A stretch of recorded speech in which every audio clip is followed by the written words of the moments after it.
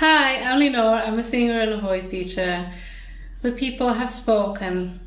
Have to do it. Have to react to Dimash, Ogni Pietra. Ogni Pietra, Dimash, Ogni Pietra. Please, please, please, please, Dimash, Ogni Pietra. I beg you. And can't blame you. Let's watch it. It's the Arna concert version.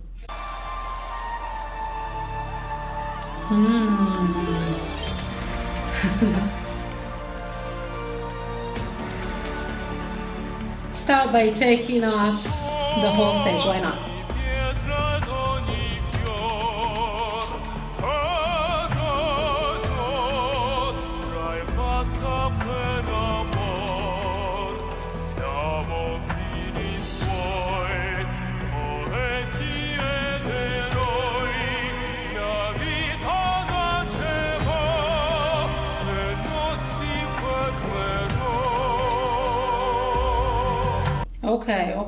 Okay. So, he's obviously singing here full operatic, in his full operatic voice. He has, he has all of the spectrum regarding singing styles, dynamics, range, everything. And he just picks and chooses each time what he wants to do. And here he starts from the beginning, just full voice. Most opera singers will have the same fullness and the same vibrato, same everything, also on the little notes. He doesn't have it. I don't know if that's on purpose or not. That's still, doesn't make it less good. But I'm just pointing that out. At a certain point, he also adds more depth, and I think it's manufactured. Again, doesn't mean that it's not good.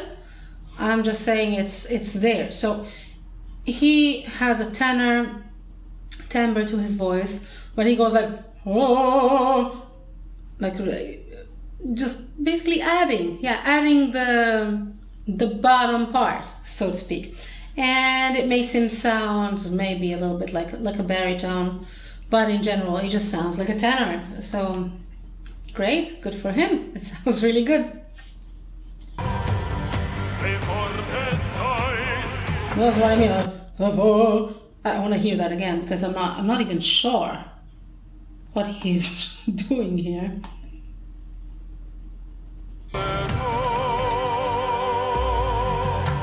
That sounds like a tenor. Now it sounds like a baritone.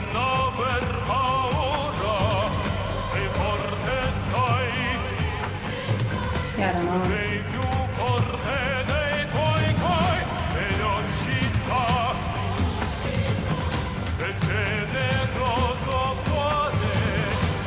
No, it's pure tenor.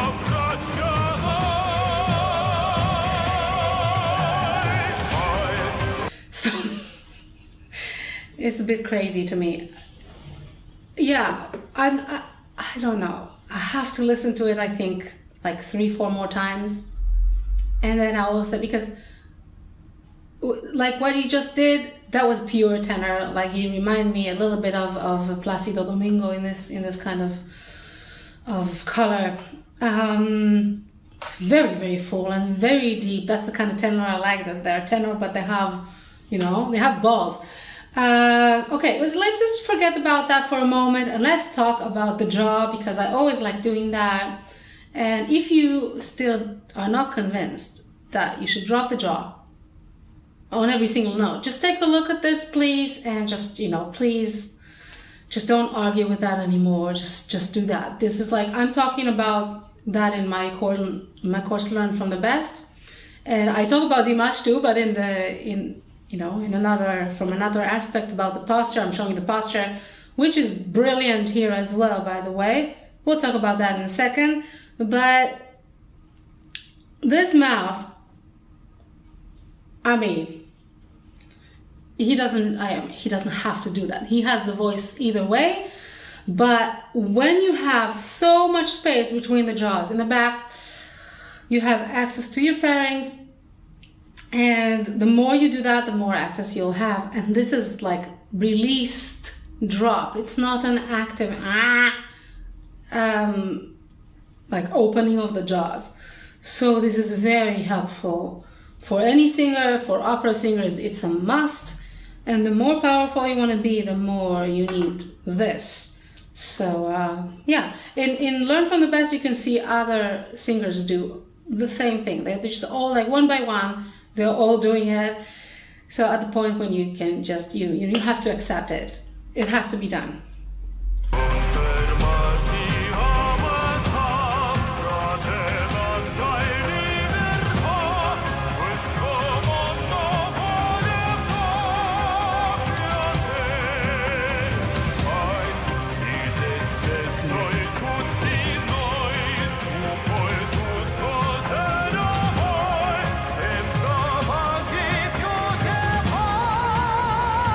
Wow. It's just, I know he's going to do something crazy in a second, but it's just, how is that possible that on every single note he has a different color? He switches from sounding like something and then sounding like something else. He has like completely different degree of brightness, completely different degree of depth, and it switches like almost 180.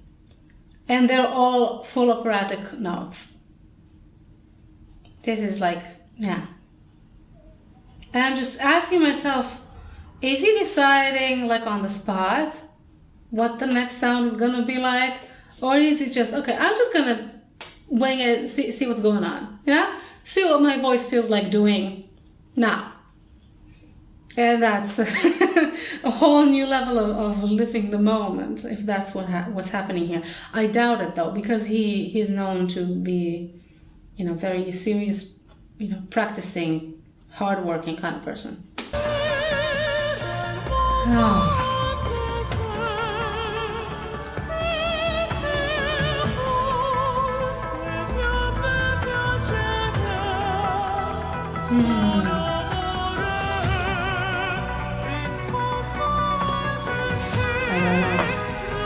I just give up. No, I'm kidding. I'm not giving up. But so when he sings in his falsetto, and from the classical music, like a jargon, if you will, this is called falsetto. This is not head voice. Some teachers call it head voice when when the guys sing sort of like girls, right? But in classical music you call it falsetto. He does it very richly, and he sometimes sounds like a countertenor, like Andreas Scholl comes to mind, but usually not. Usually he sounds like a female singer, and that's very impressive in my opinion. And then again, like here and there he adds like more and he does that by lowering the larynx, which is like a totally different subject on its own. And I don't know if I would choose that, because it's artificial, but it's also art.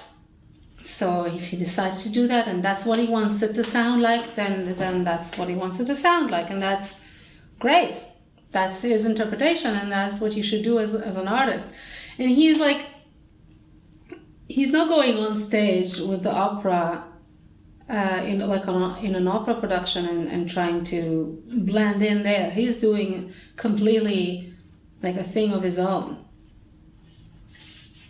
So there are no rules here. He's basically just doing everything that he can do and just mixing it all up.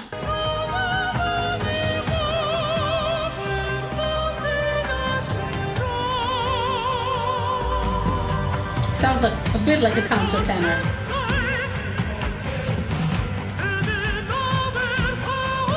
Nice. Very good.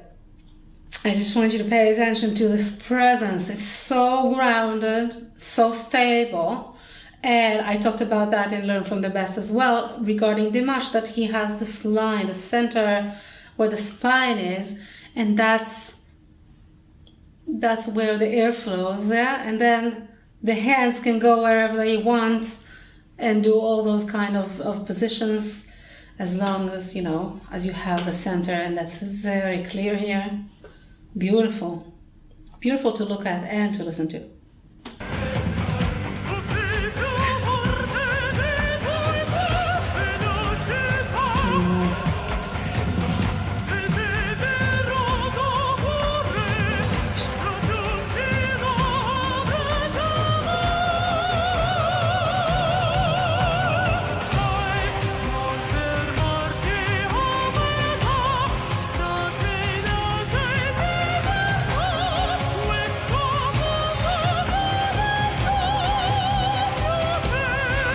Yeah, so the reason I know that, I mean, except for hearing before that he was a male, the reason I know that this is not like his, say, like his real center voice type is that on the higher notes, like the higher he goes, the less it tends to vibrate.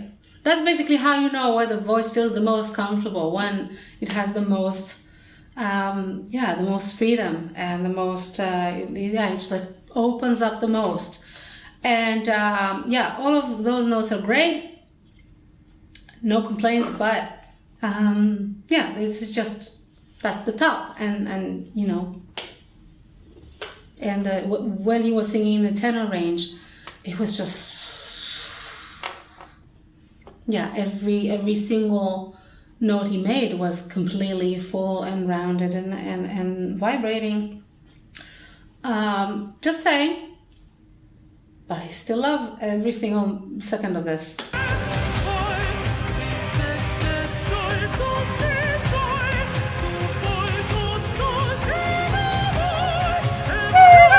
That's what I mean. Yeah, so it just goes flat on the top. That's fine. Wow.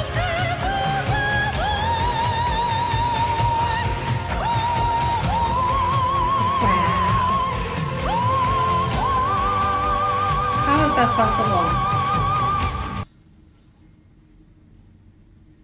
I think I have to take everything I just said back. How did he do that?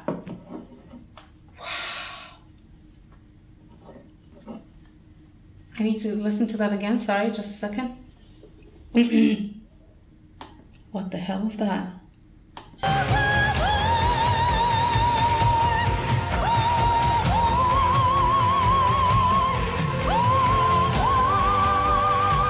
I don't know what that is. I don't know what that is.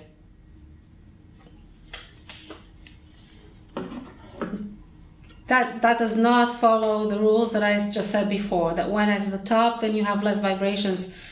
And those vibrations are also very natural.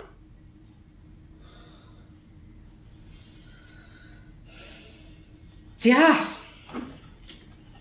I have no idea. I have no idea. That's where my idea runs out. I will revisit this and I'll let you know what I think, because I don't know. This is extraordinary, even for Dimash. So I don't know.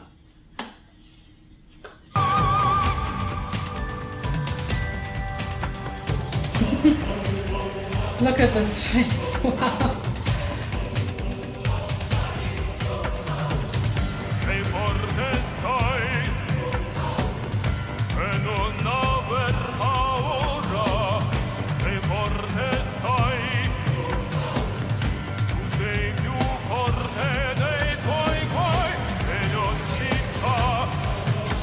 What I love about this,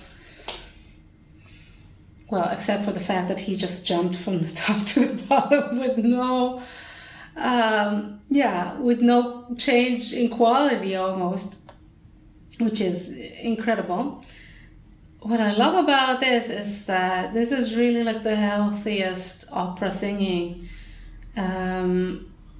he has all of the depth, but also the clarity. And he has the heavy mix between the two. So, exquisite. I'm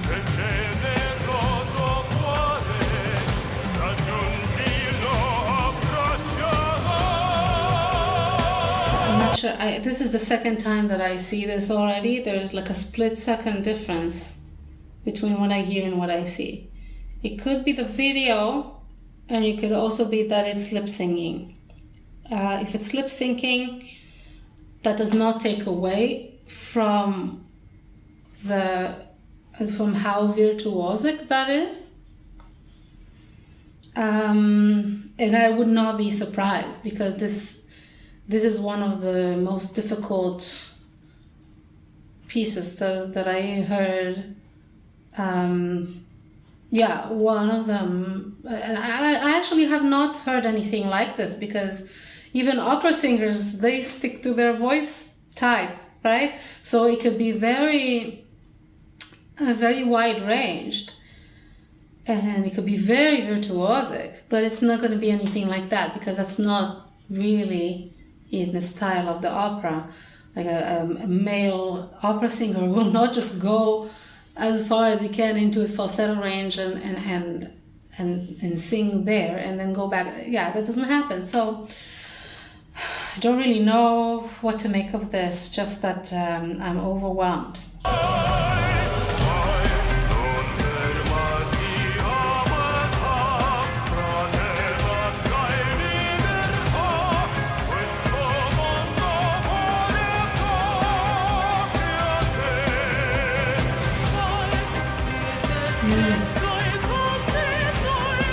Yeah. And another thing we talked about in Dimash in the posture lesson is that no matter where he goes in the range, high notes or low notes, if it was muted, you could not tell, because he's not changing his body language at all. So this is magnificent, the way he does it. He stays where he is, and the melody comes to him effortlessly. And that's how it should be.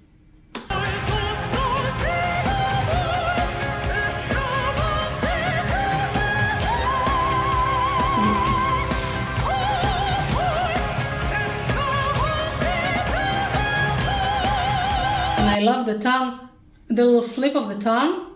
That's really nice when you have an L or like all the dental consonants, L, R, like the rolled R, N, D, T.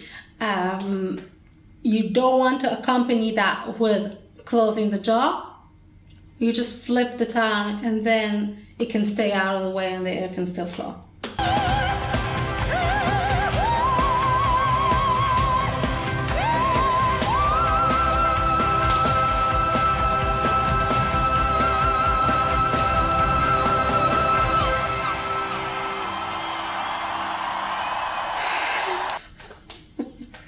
Okay, so a little badass face in the end. Did you see that? The lifting of the cheeks.